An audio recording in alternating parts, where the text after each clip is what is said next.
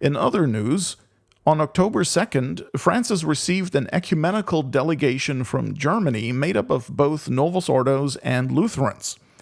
In his address, he told them, quote, "All the richness of our faith is a gift from God that we receive not only for ourselves, but always for others too, for the people around us, including those who seem to be far from faith, who have not yet heard talk of Christ, or who think he has nothing important to say to us."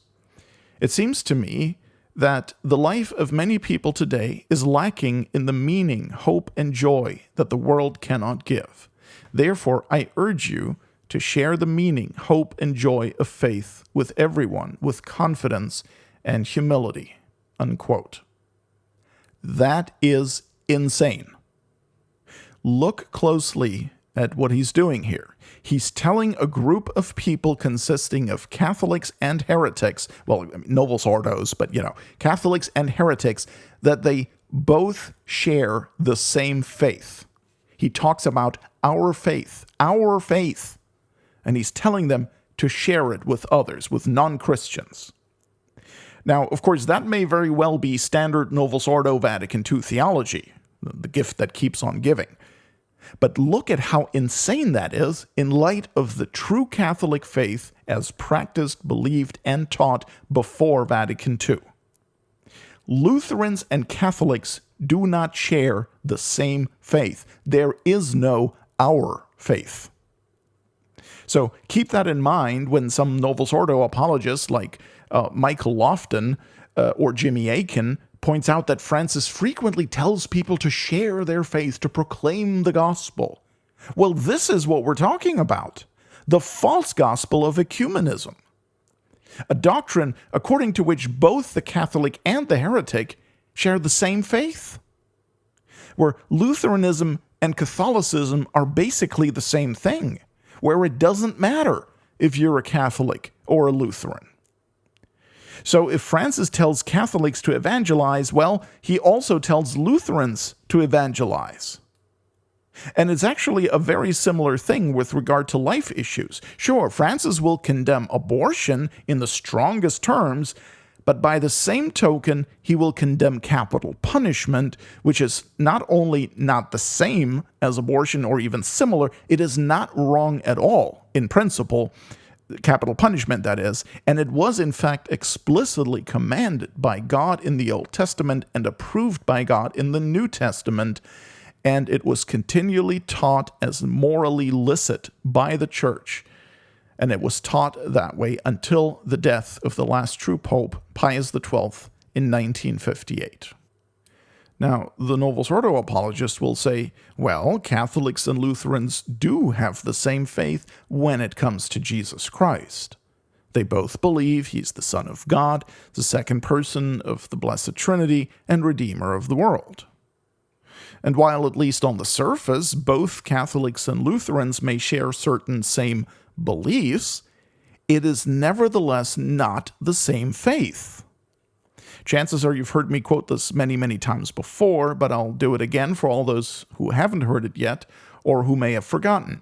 In 1914, Pope Benedict XV wrote in his first encyclical letter, Ad Beatissimi, paragraph 24, quote, "Such is the nature of Catholicism that it does not admit of more or less, but must be held as a whole or as a whole rejected."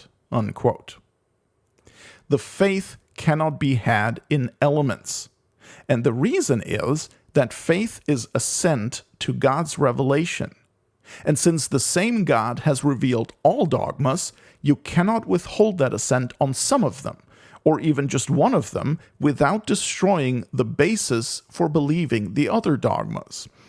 In other words, if you deny one, you deny them all, because then the motive for believing, which is essential to faith, no longer holds, namely, that the God who cannot lie and cannot be mistaken has revealed them.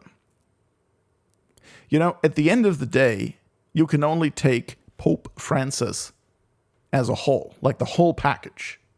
You cannot cherry pick individual statements of his and say, hey, look, these are orthodox, so therefore all the heresy and blasphemy and other garbage he spews must somehow be twisted into orthodoxy. No, that's not how it works. A man who habitually denies the faith and teaches heresy and other grave errors, even if at other times he sounds orthodox, is not a Catholic, but an enemy of the faith and of the author of that faith, Jesus Christ. By constantly excusing his errors and twisting his heresies into something that can barely be considered orthodox, all the Francis apologists are doing is they're keeping the charade alive, thereby perpetuating the problem. Clearly, Bergoglio is not Orthodox, is not Catholic, and does not teach Catholicism.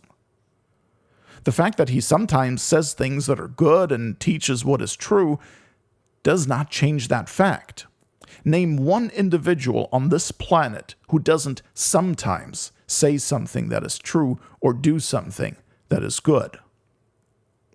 Look, I can affirm that 2 + 2 = 4, and everyone can praise me as a man of mathematical purity.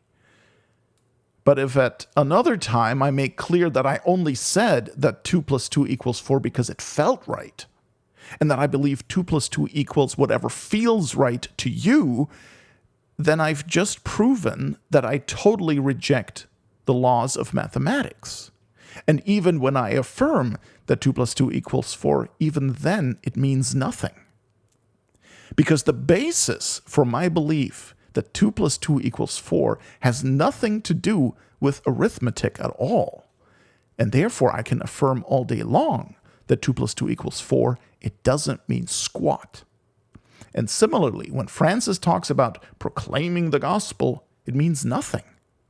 He makes clear time and again that he doesn't mean the true gospel, for one thing, right? I mean, look, the man believes there's no essential difference between Lutheranism and Catholicism. You can add that to your Sedevacantists are just a bunch of Protestants stack of files. And you know, that belief of his, that there's no essential difference between Lutheranism and Catholicism, that belief of his is actually quite compatible with his view that religious diversity is a gift from God.